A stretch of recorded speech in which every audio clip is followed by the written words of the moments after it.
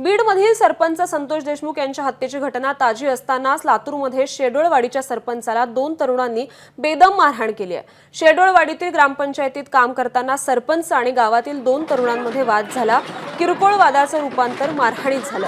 या मारहाणीचा व्हिडिओ समोर आलाय। मात्र तक्रार देऊनही पोलीस दखल घेत नसल्याचा आरोप सरपंचांनी केलाय।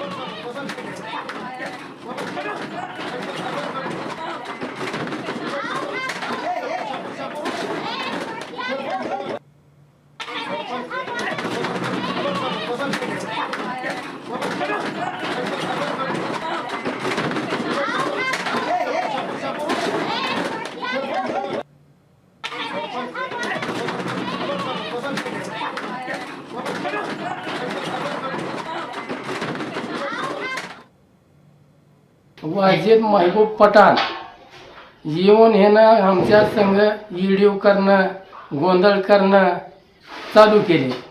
म्या त्यांना पंचायतीच्या बाहेर असं करू नका म्हणून जरा बाहेर काढलं होतं। माझ्या गच्च्याला धरून त्यानं आमच्या संघ दंगा करायला सुरुवात केली।